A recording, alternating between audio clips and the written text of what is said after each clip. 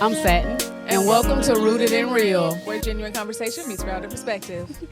Hey, y'all. Hey, y'all. Episode 25. 25 of the Rooted in Real with AJ and Satin podcast. Woo, woo, woo. I need to figure out how to make applause on this thing.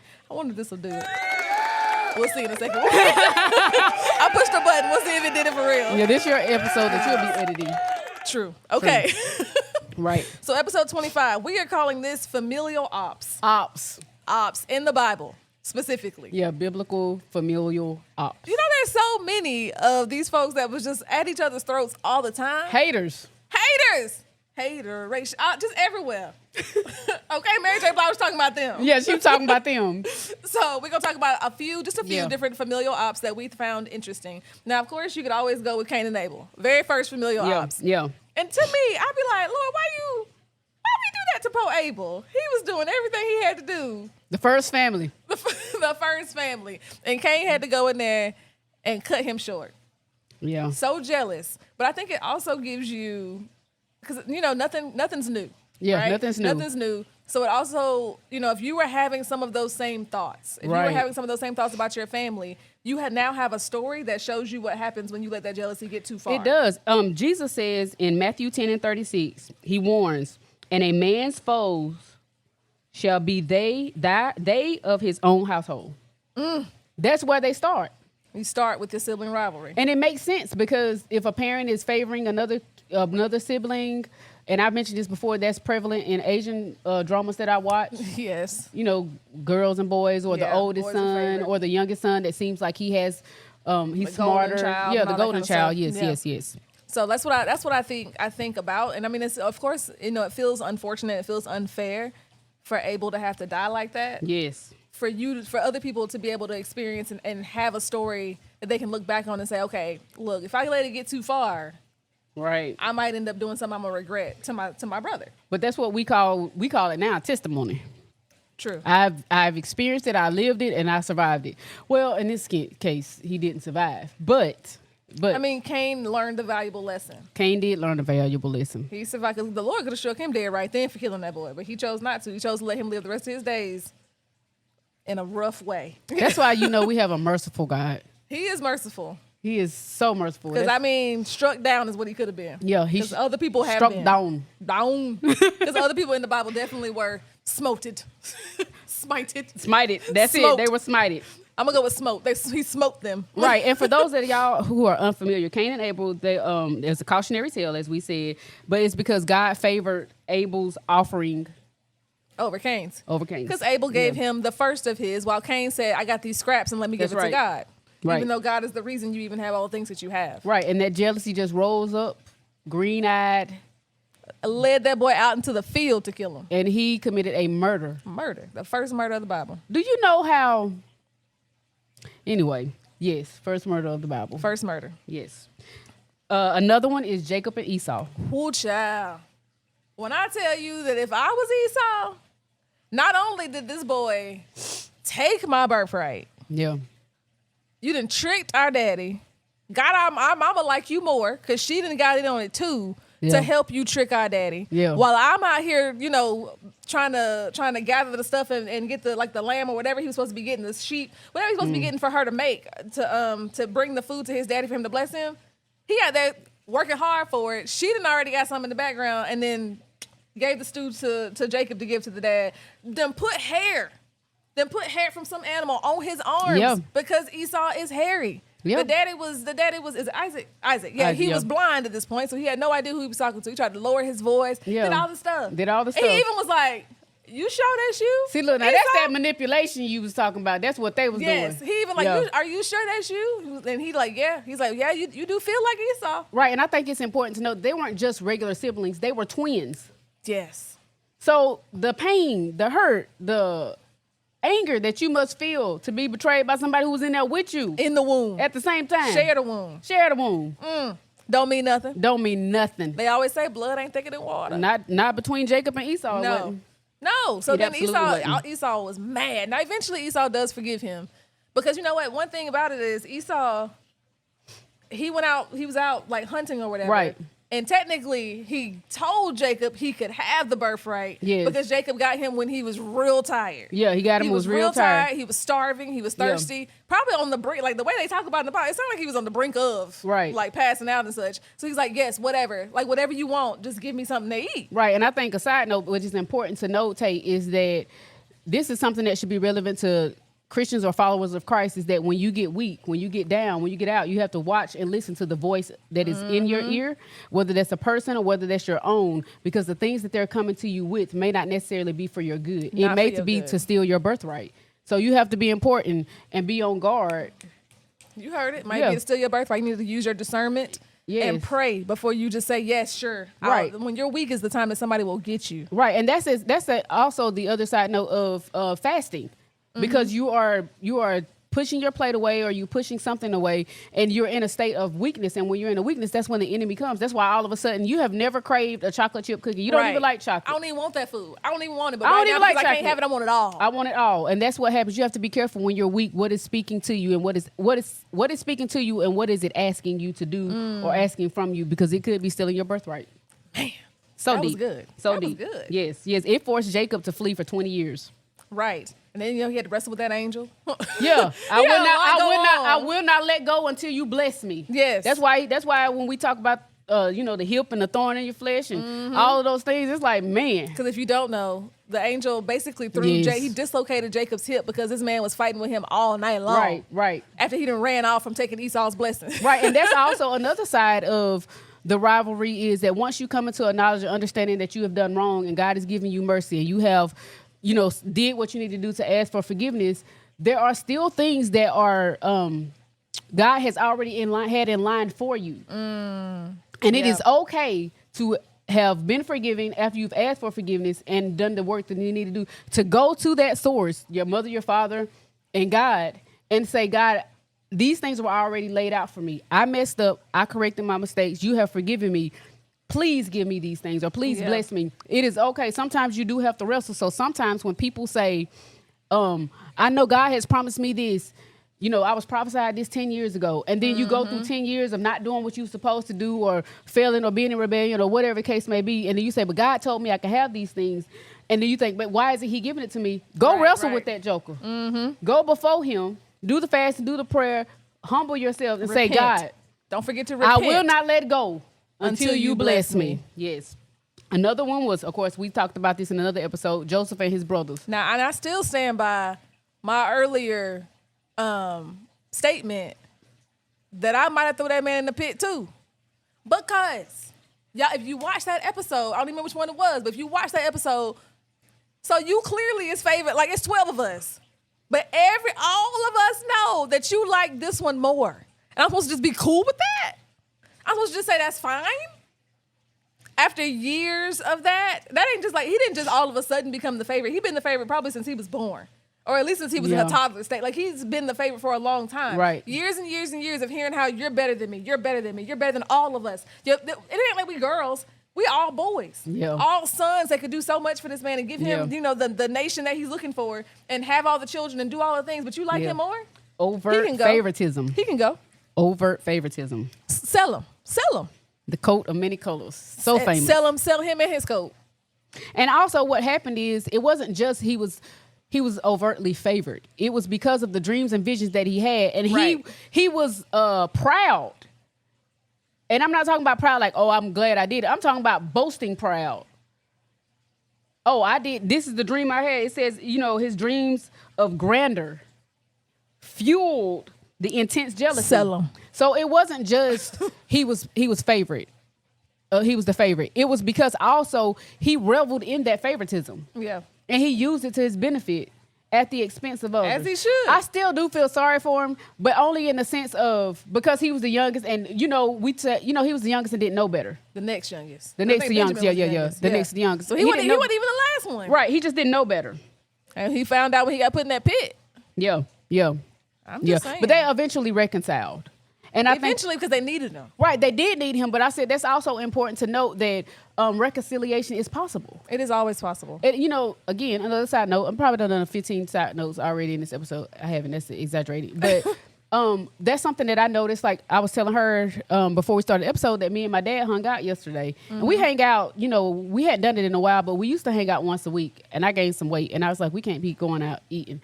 But in us hanging out together yesterday, the entire day, the thing that was running through my mind is I thank the Lord for reconciliation. Because had he not done the work to work towards me forgiving him, and had not I opened my heart and been humble enough to receive and offer grace and mercy, we wouldn't be at this place of reconciliation. This relationship wouldn't be possible. You wouldn't be. They wouldn't be thriving like it is. Right. So it is possible to have reconciliation after trauma, after pain, when everybody does the work. Everybody has to do their part. Everybody has to do the work, and that's what happened with Jacob and his brothers. They did.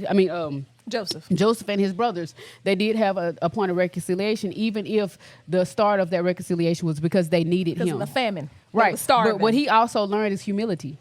He did have to learn some humility. And he did have to learn how the gifting that God gave him, which was through visions and dreams, how to hone that in and how to know when to speak and when not to speak. I wonder if he learned it after he was in the pit, after he got sold to slavery, after he was in jail. I think he learned it when he had to go before. There were so many things that wasn't happened it? I think it was when he was with Pharaoh and he was. I want to say that might not have been correct, and somebody will correct me. But I want to say it was when he the king. Yeah, the king. I think it was Pharaoh. He went to the king and he was helping him decipher a dream. I think that's when it happened because he was like, let me humble myself. Right, because if I'm not mistaken, I believe he was in his approach in telling what needed to be said about the dream. He was very cautious. Okay. I want to say that, and if I'm not, somebody correct me. We'll look it up. Yeah, somebody correct me. And mention it in our next episode if you were wrong. Yes. So one that I didn't realize, and I know I've read the Gospels multiple times. If you're not sure what the Gospels are, that's Matthew, Mark, Luke and John. It's all basically their recounting of being with Jesus. The same story. Same story in different ways, different views. That's a good perspective. Look. Yes, but you know what's funny? I always think it's funny that when people make content about John.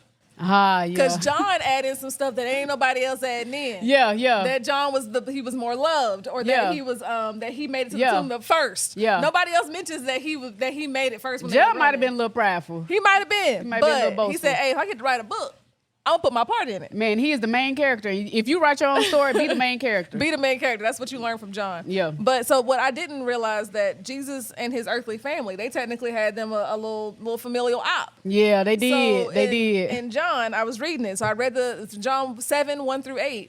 It talks about how they were going to Judea, but Jesus didn't want to go to Judea because the Pharisees and such, they were looking for him. And he was like, nah, it ain't my time yet. I'm not gonna go with y'all. Yeah. And his brother was like, why don't you go?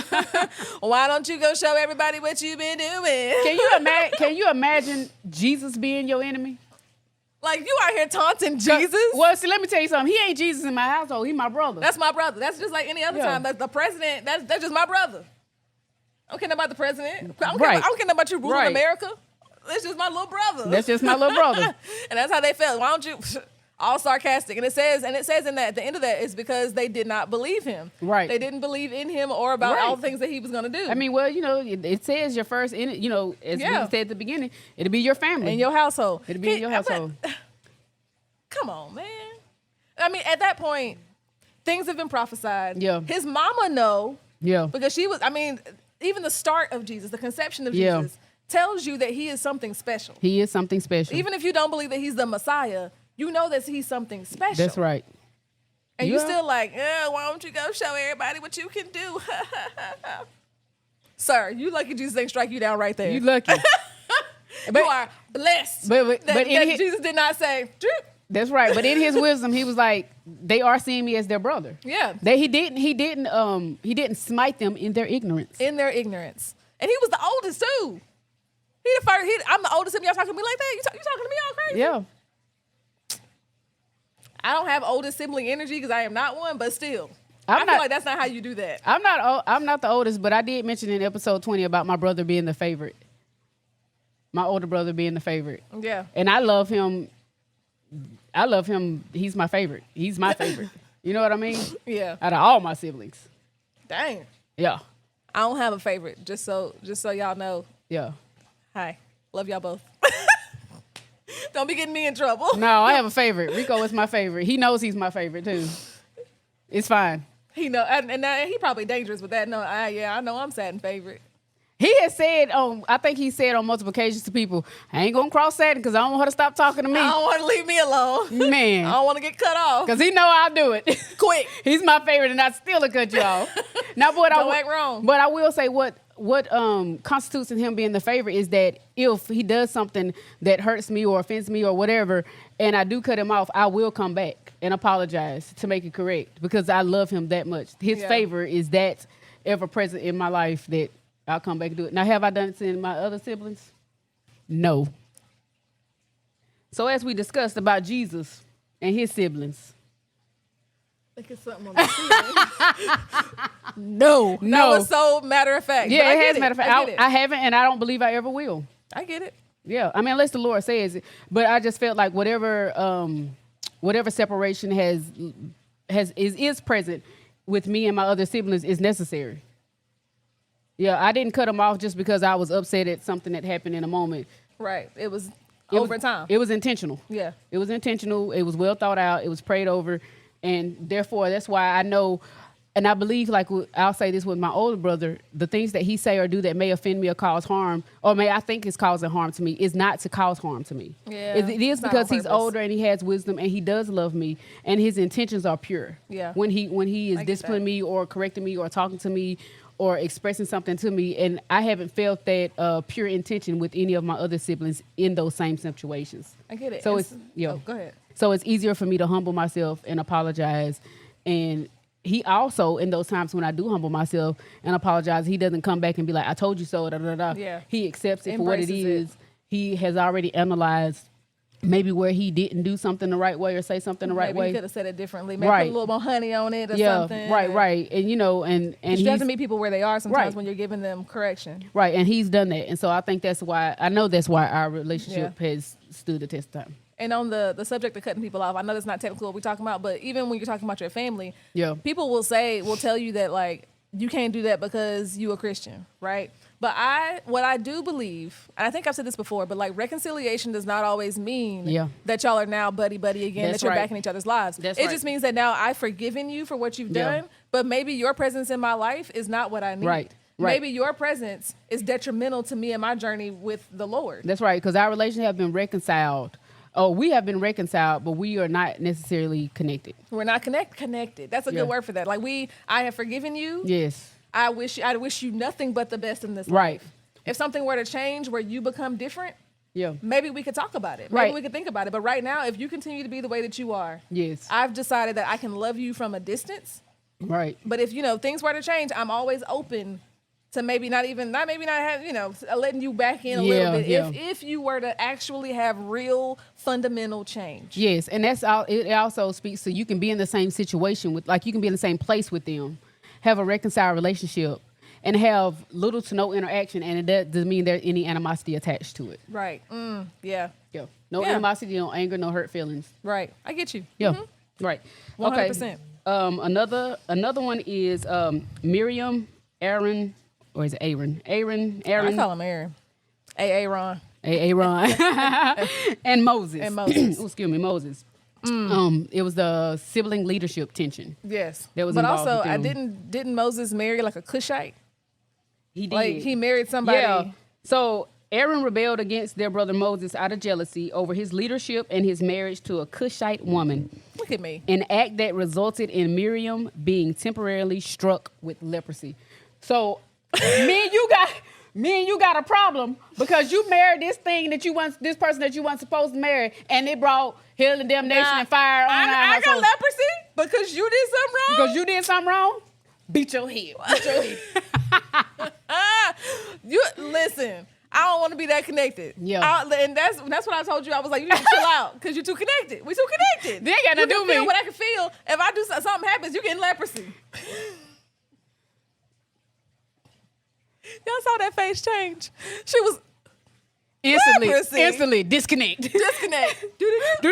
Like Wi-Fi. Yeah. Instantly disconnect. Yeah. So that is wild to be that connected and to be in relationships so close. Right. That the Lord was like, all right, you get some too. Right. I ain't even do nothing. And you know what that puts me in mind of is two becoming one in marriage.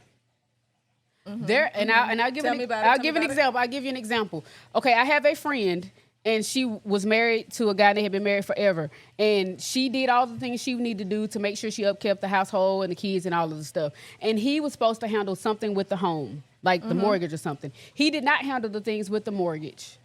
And the bank ended up taking the house. He didn't even do his part in letting her know. She found out on a whim, and she then in turn had to figure out where her kids was gonna go. But how she figured out where they needed to go is her kids were at home, she was at school. I think I was at school as well. We were going to 2 different colleges at the time because we were non-traditional students. So it was adults married with kids, and her kids were trying to reach her and couldn't, to tell her that the sheriff was at their door to put them out. And I remember her coming to me to say, "Why do I have to suffer when he didn't do what he was supposed to do?" Right. And I remember audibly telling her, it's because the 2 became one. And so you're so connected that the experiences that his default in whatever he does negatively, his negative experience or his lack of negatively affects you. Now, that didn't stop at that. I went on and we explained some other things, and the situation got resolved. And there was a very funny story behind it that I won't get into because it might be criminal. It is criminal. It's not might. It is criminal.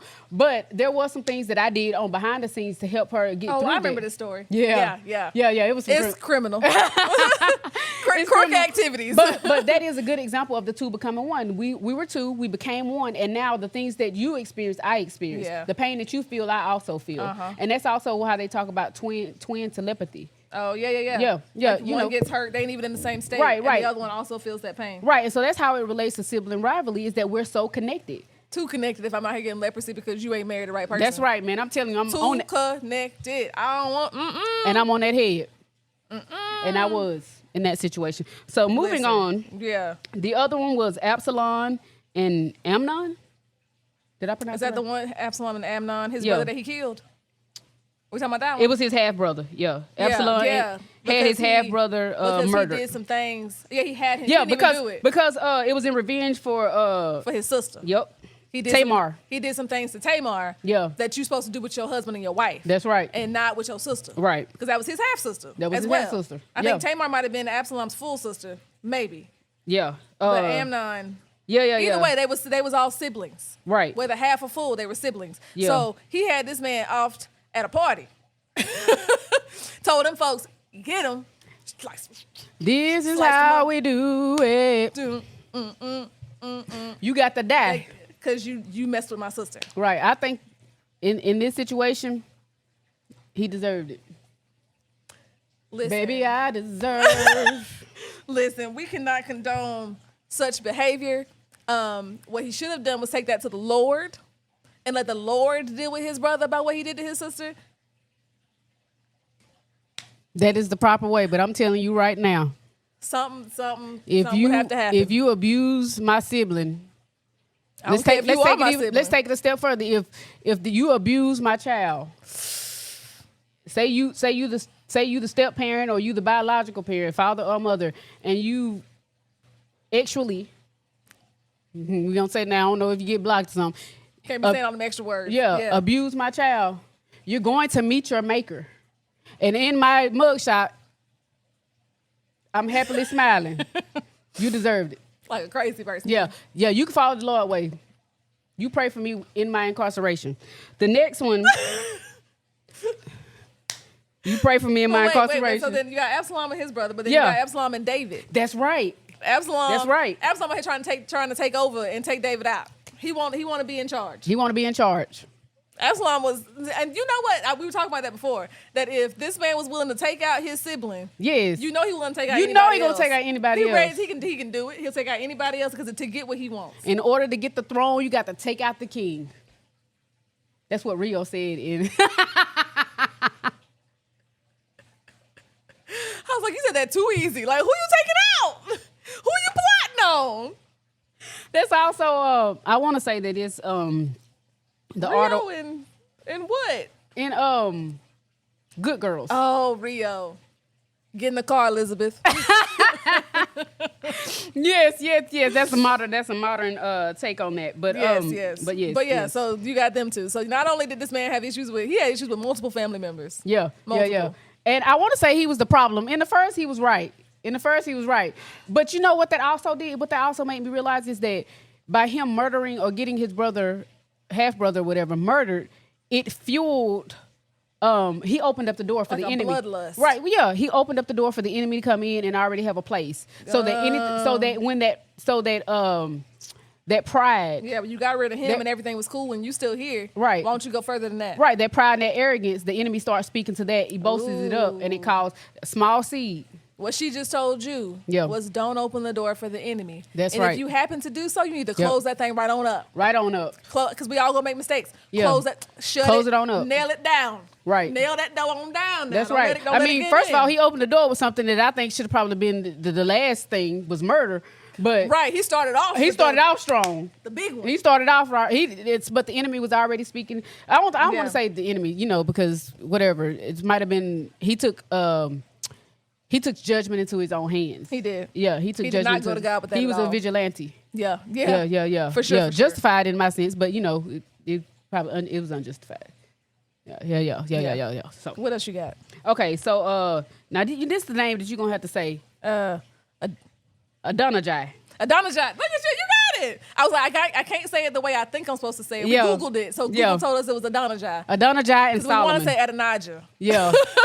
And I think some that's people might pronounce it They that probably way. would. That's but right. Yes, talk about that one. It was a deadly struggle for the throne. Another, if you want the throne, you got to take out the king. Yeah. Following the death of their father, King David. Again, back to David. David and his kids. David started off wrong. Let me say, David himself was a David fighter. started off real wrong. David was a fighter. Well, we don't say started off, but once he started having them kids, when he stole that man's wife. Yeah. The Lord punished him by killing off a kid, but you had to have something else happen. Well, David was gonna be a problem when he took a stone or a pebble and he killed a giant. Let's just say this. David was King David for a reason. He was. And he's still talked about to this day for a reason. He is. But it was Solomon and Adonijah. I was gonna give you opportunity. Adonijah.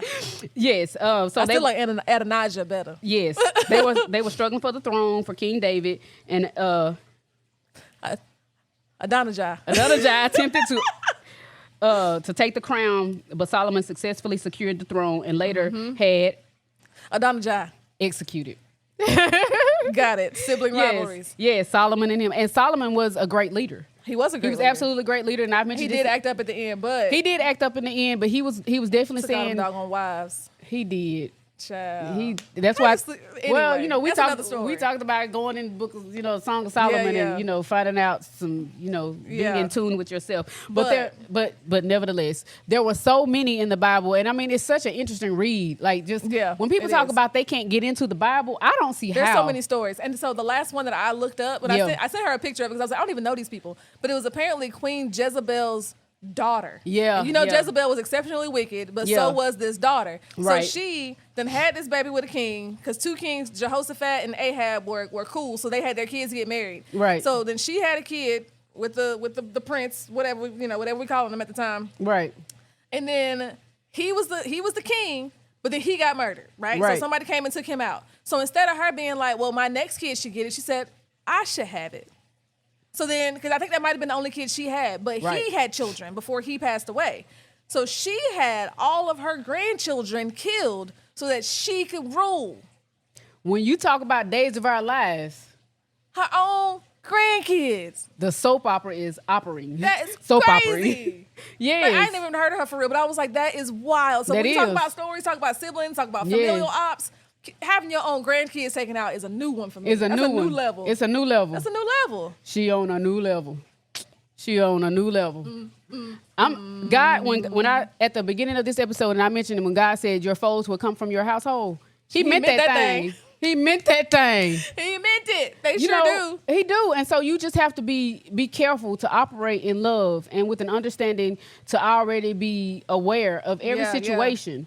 And to not open doors. Not open doors. Don't open doors for the devil to get in, for your own pride to step in, for anything that's not of God to step in with you. That's right. And so some of those scriptural reference for Cain and Abel is Genesis 4. Jacob and Esau was Genesis 25 through 33. Joseph and his brothers is Genesis 37 and 50. Genesis 29 and 30 is for Leah and Rachel.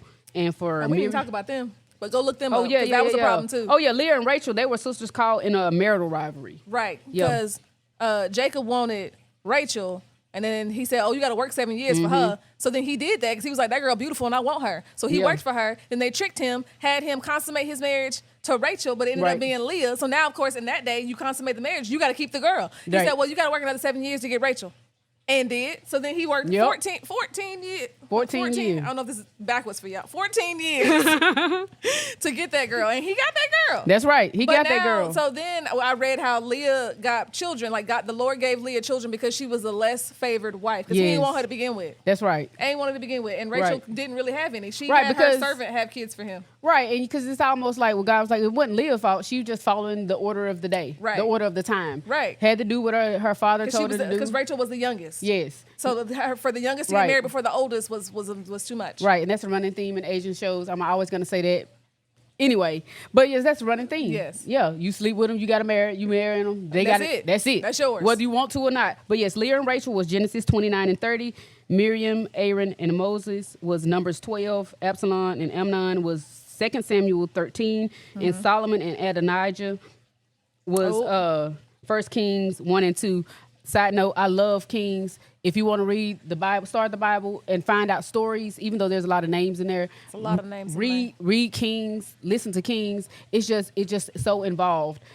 Nevertheless, be careful not to open the doors because your familial ops may be from your family. Yes. Yeah. They might be. They might be. They might come. The Lord said it starts there. So it starts there. Be ready. Thank you guys for joining us for this episode. This was a good one. It was a good one. You know, I wanted to talk about this one. I know you did. And I was like, that's a good one. That's a good one. I got a couple familiar ops myself. You know, which is probably, if you know me, you're like, yeah, I'm not surprised. Not surprised. Not surprised. Thank you guys for joining us on episode 25 of the Rooted and Real with AJ and Satin podcast. Thank you guys. We hope to see you guys on our next episode. Make sure to like, comment, subscribe, follow on the various social media sites. Yes. Bye.